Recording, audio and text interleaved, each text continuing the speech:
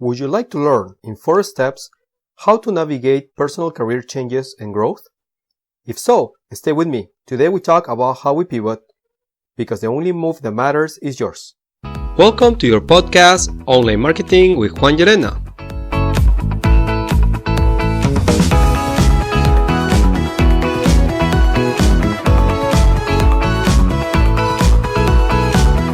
To succeed in any entrepreneurial project, you need to get prepared and you must learn to learn, unlearn and relearn. In this podcast, we'll help you in 3 ways. First, giving you an opportunity to join a community of entrepreneurs and intrapreneurs just like you, to support you and learn from each other. Second, by bringing you for free tools, tips and tricks to help you advance your projects faster and to teach you how to let the world know about your products and services. Third, by providing you with inspiration, motivation, and ideas to continue your entrepreneurial journey. We cover subjects of marketing, sales, leadership, and entrepreneurship. Join our tribe of entrepreneurs and entrepreneurs and take charge of your destiny. What are we waiting for? Let's get started. Good morning, entrepreneurs at heart. Welcome to your online marketing podcast with Juan Llerena. Welcome to our 10th episode of this season 3, and we have about 2 or 3 more episodes to go yet. I'm still quite exciting, and I hope you are having a good holiday season, that you're getting on the spirit of Christmas as we approach. This is one of the most fabulous seasons. And also I was thinking that because we approach the end of the year, a lot of people are coming with their New Year's resolutions. Some people want to make some changes, and just to make like career changes or start a new business, grow into a different position into your company, or even add some new line of products for your business. You know, it always takes some additional encouragement. And I found this book, which is the one that I'm going to do a book review today. And we're gonna talk about pivoting. Okay, the book is called Pivot, written by Jenny Blake in 2016. And I love this title. Pivot, it says the only move that matters is your next one. Yep, the only move that matters is your next one. Because it really, any position of change, any opportunity to create possibilities for change is the one that you can create, okay? And what I like about this book, and the reason why I picked this book, in addition to what I already said, is because it helps us defining 4 steps that anyone can navigate through and will help you to go through personal career changes and growth, okay? Opportunities for growth, and everybody probably likes that, right? And so by learning these basic elements of this method proposed by Jenny Blake in this book, it also Jenny does a good job at showing us how we can how this can be incorporated into everyday's managers and everyday's business practices. So again, attention, this book is not only for those that want a career change, but this is also, it has some good lessons that can be applied for anybody that has a management position, that has a leadership role within the company, within an organization, okay? So let's go there.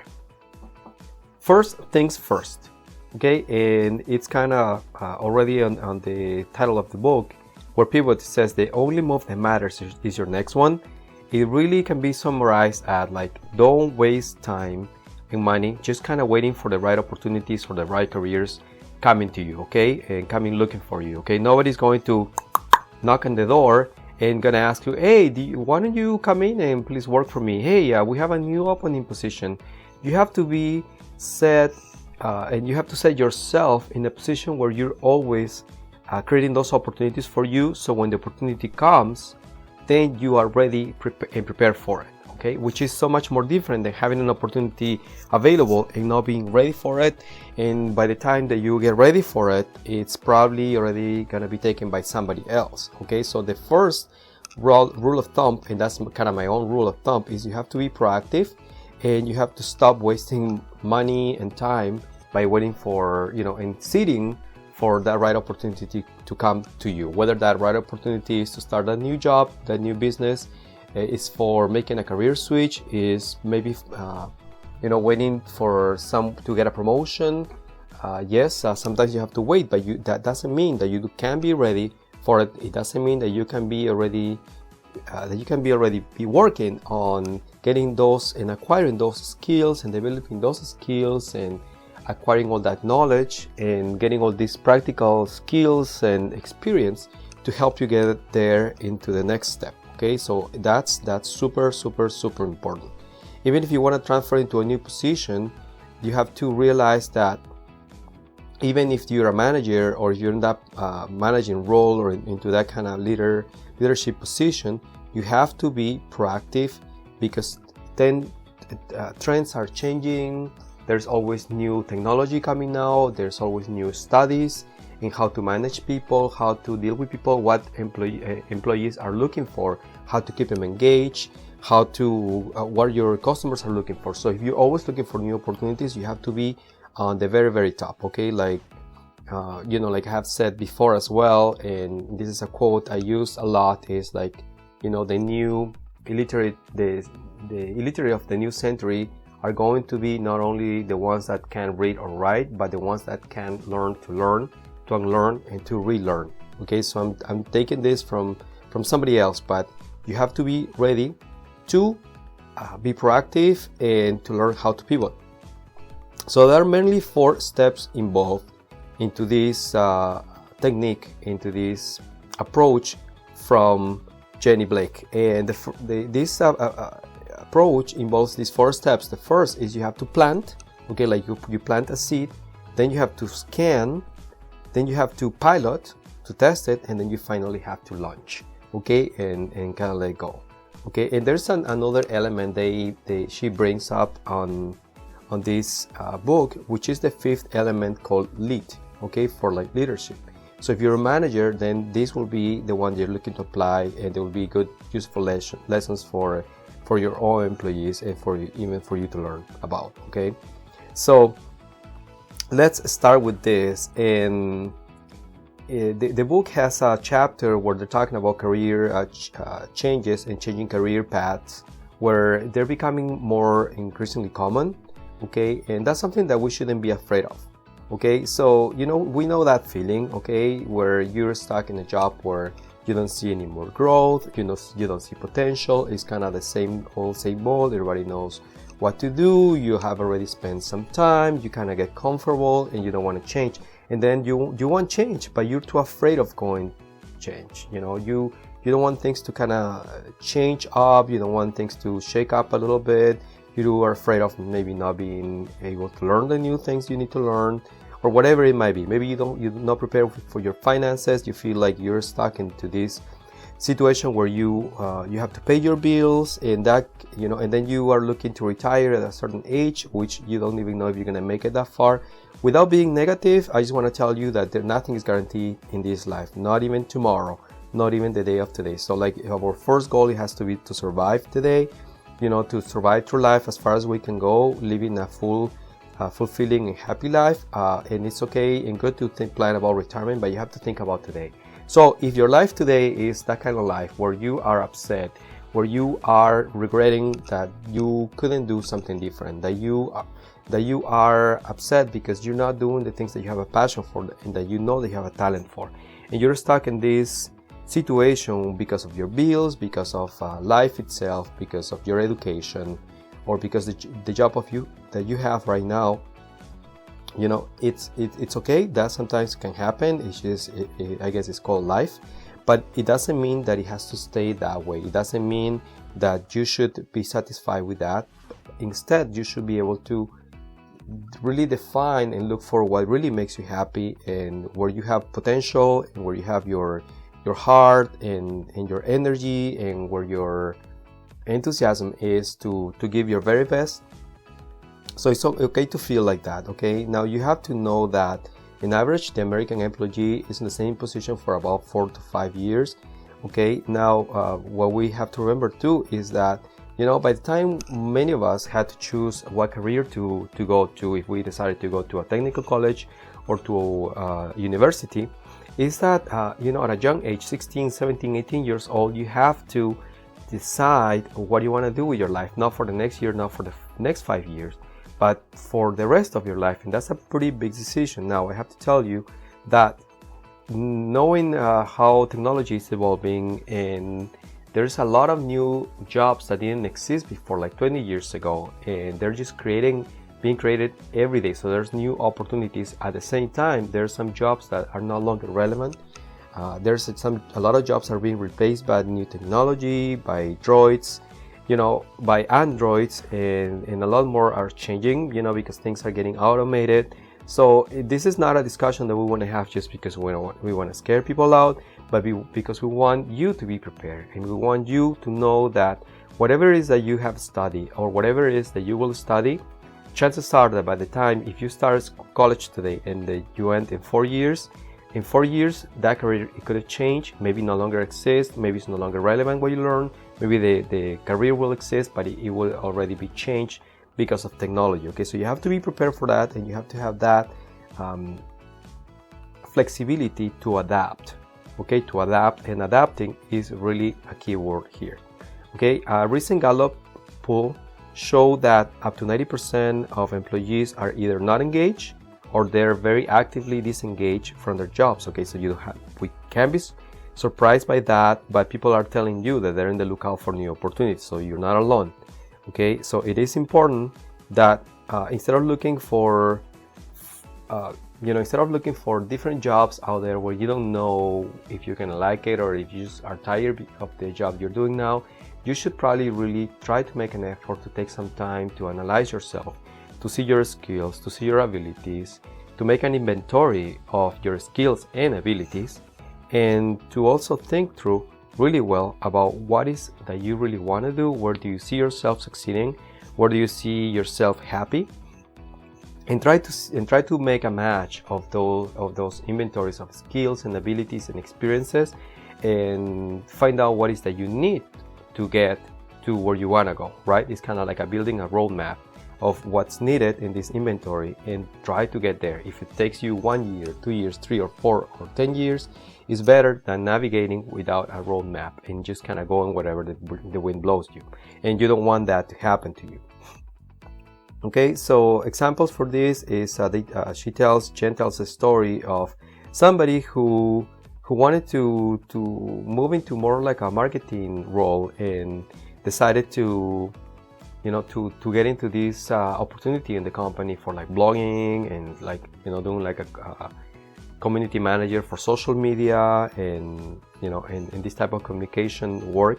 She had no particular experience in the past, but she decided to take some classes, educate herself, and when she learned better, she started dealing with more clients, and the better that she did, and the more that she learned about the job, and the more that people recognize her abilities, she was able to get promoted to this specific opportunity that she was looking for, being a social media expert, which led her into a new role into the company that she was working. Okay, so pivoting isn't something that you go without planning.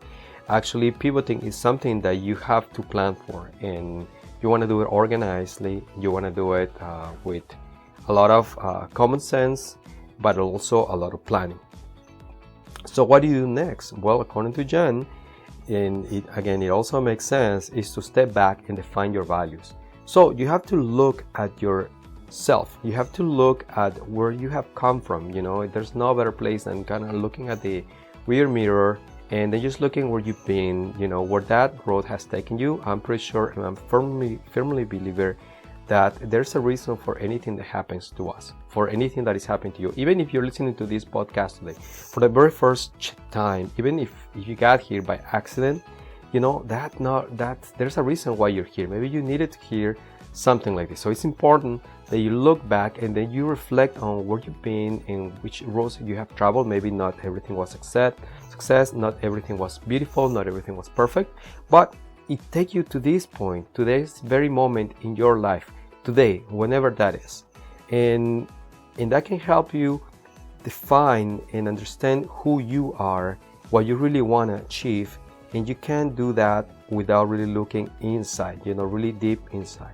And it's important that you can ask the 5 whys and see why you did these certain things that you did that happened to you. So you can do this exercise and ask, but why am I doing this? Why do I care about this and this and that. So let's say, for instance, you love animals, so you love your pets, you know they're your family, and that's great. You know, you take good care of your pets, you're a great pet owner, they keep you company, you know, it's awesome. You know, you guys have a great relationship, and you have a different kind of job, you know, whatever that could be, and you have a passion for animals, and you're in a completely different job, you know, something that it pays the bills, that you know you can do well, but that you would rather be doing something different.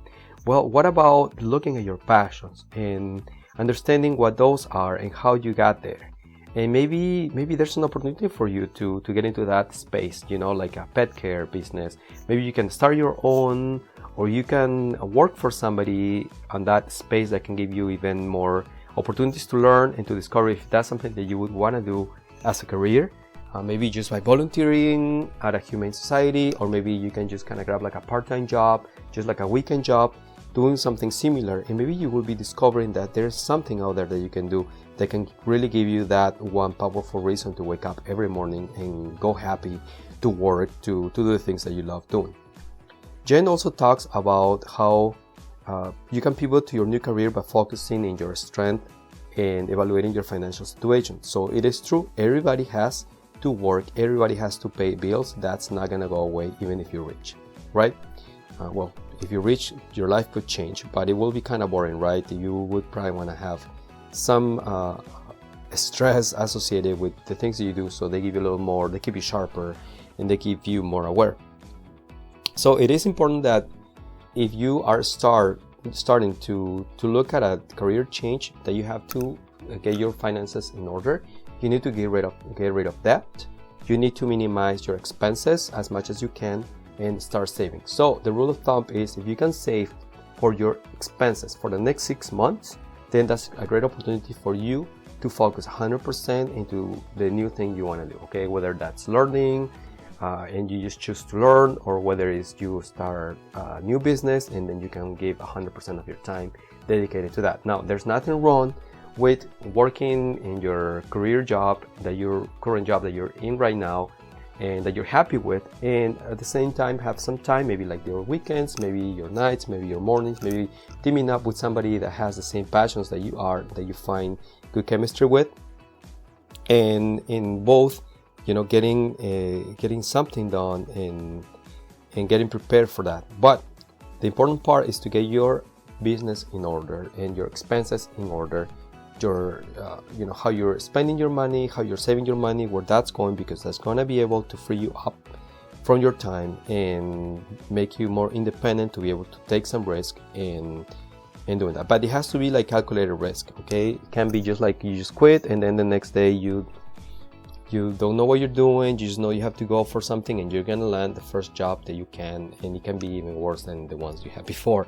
So it's important that you can find what is that it makes you happy, what is that you have fun with, and that you're actually good at, that it can be marketable, that it has some how should we say here, that it has a market for, that somebody will be willing to pay, or a business to business strategy or a business to consumer strategy. Okay, but get your expenses and your affairs in order.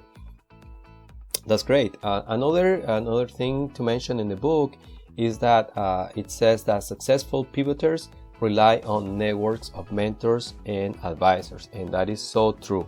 You need to get surrounded by people that has good positive energy, not those cheerleaders that are gonna just move their pom-poms and laugh at your jokes and cheer you up every time, even if they know you're doing something wrong. You need to be surrounded with people that are going to be honest with you, but that will be happy when you achieve success, and they will be the people that will keep pushing you forward to continue in pursuing your dreams, your passion. Those are the ones that are standing behind you and that will help you get back up the days that you are weak, the days that you feel discouraged, because you will get some of that. It's kind of part of life. You get good days, bad days, whatever those are for you. So it is important that you first get surrounded by people with good energy, people that are positive, people that will, are kind of the same mindset, but also to look for mentors and advisors. Now, you don't have to look for a mentor or an advisor to stick around with you for like a 3-5 years time.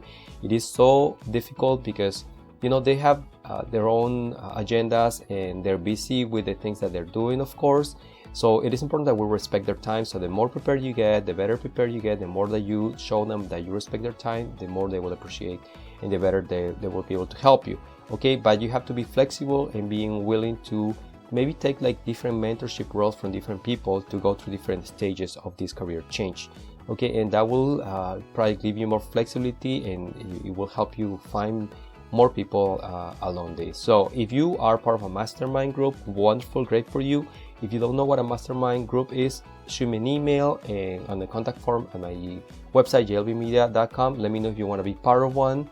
And basically, my mastermind is a group of like-minded people that has different experiences in different industries, that they're not competing against each other, but they help each other to navigate through roadblocks, issues, discover new ideas, and be able to share things. So that's a great way to pivot. So if you want to be part of one, please fill out the contact form, let me know, and send subject masterminds. Okay, I'm putting one together for next year.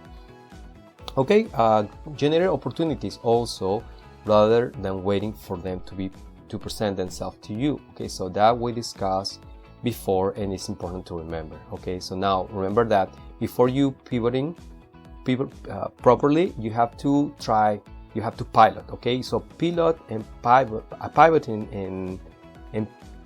piloting and pivoting are two different things, but piloting is an opportunity to try new things. So when my question to you here is, where do you rather fail? At the beginning of a project, or when you already have spent a lot of time, efforts, and a lot of money, right? It's better if you fail earlier and if you make mistakes earlier, because that will give you time and opportunity to reconsider, to change, to adjust, to correct, in order to make progress. Okay, so before you make your full pivot, you need to start piloting, and you need to start ideas with small risk experiments. You can do like focus groups. You can create maybe like if you're gonna sell products, maybe just try some pop-up shops. Don't quit your job and then just dig into something. Maybe just try it out, get a feeling, talk to people, get feedback from customers. If you have a product that it can be good for other companies to purchase from you, if you're doing business to business, then just reach out to them. Just flip every possible stone. Try to make the most amount of mistakes you can at the beginning, because piloting is gonna really give you an edge, and it's gonna really help you move faster into this transition to be able to pivot. Okay, so it's up to you, and you will see that piloting is not easy, but it will take you in a different path from the one that you probably thought. So if you thought that this is how things will go, well, piloting will really let you open up your eyes and discover that things go in a different way, and and maybe you learn a lot more along the way. So piloting is really the way to go. Now, fear is another topic that I talk about that Jen talks about in this book, because launching your own your pivot can be a little bit of a scareful situation. It's kind of getting into a new territory, getting out of your comfort zone. By getting out of your comfort zone is important. Okay, and so don't get caught into this fear of failure, and all of a sudden it gets you into this what I call paralysis, because this paralysis doesn't really let you move. It's like you hit a wall and you hit a wall and you hit a wall, and instead of turning left or right, have you seen those little cars that they just kind of move forward, and then when they hit the wall they couldn't turn left or right. They're not like the smart ones that turn left or right and they just keep trying until they continue moving. Okay, so fear can paralyze you. So you don't want that to happen to you, because you can find that by being willing to try, being willing to fail, is going to create a whole new set of opportunities for you. Okay, and it will create more interesting work for you, instead of getting into all the things that you can handle, but that are not really exciting, and they won't let you learn anything more. So give yourself that opportunity. And dealing with employees, co-workers, teams. If you are in a team leadership role, well, you as a manager can implement these pivot methods within your own companies. Like if you want to keep people interested and with real possibilities for growth within the company, what better idea than promote from within? But in order to do this, you need to keep people always trying to get new skills, new abilities to continue learning, and you have to facilitate that process for them. You can't make it any harder. You have to facilitate. If the company can afford to send people to seminars, webinars, training, classes, mentorship within the company, then you should open up those opportunities for them. Remember just to be creative, okay, because you want to create an environment, okay, an environment that fosters that creativity, where employees don't feel like they're done, that they can't move any forward, and then they just quit. Right? You need to provide opportunities for them to pivot internally based on their skills and their interest and their amount of effort. But because the company will benefit from it, but it is important that you create and you set the tone and the pace for that. So the final summary for this book and the key message and the takeaway from it is that when you're looking for a career shift, you need to start looking first at yourself and what your skill sets are, making an inventory of that, but also is like where you would like to see yourself. So if you take 2 days out of your life, if you take a week out of your life, if you take 2 weeks out of your life, and all you do is nothing except just picturing yourself, what would you be doing and where would you see yourself happy and doing what? And you can get a clear picture of that, and you know that your heart is lying to you, then those are probably going to be the 2 days, 2 hours, or 2 weeks best spent in your life. And then the next thing you need to do is start, once you make that inventory of those skills that you have, well, what do you need to get there? Who do you need to talk? What do you need to learn? Do you need to go back to school? Do you need to sign up for a class? You need to go out there and start just piloting some ideas, whatever it is that you need to do, well, do it. And don't forget to develop your network. Like I said before, you're invited to email me if you're interested to become part of the mastermind group that I'm announcing today that I will be creating for next year, where we're gonna get people from different industries, and hopefully we can kind of get this group launched and maybe like meeting every once a month or every 2 weeks. And you don't have to be in Minnesota, you can be anywhere in the States. We'll do this remotely, and I want to invite you. So anyway, so the invitation is made right there. So anyway, so the pivot is a great idea. Pivoting is a great idea for you to consider any opportunity for change if that's what you're looking for. Like just try this 4 steps approach, and and see where it can take you. I know this is a great beginning. Only a half an hour podcast episode is not really gonna tell you the whole thing, the whole story about this book. But I wanna get you interested, and I wanna get you excited about the possibilities that there are there for you. Don't just settle if you're not happy. If you're happy, great. You don't have to really do anything, and you don't have to change anything. You don't have to reinvent anything.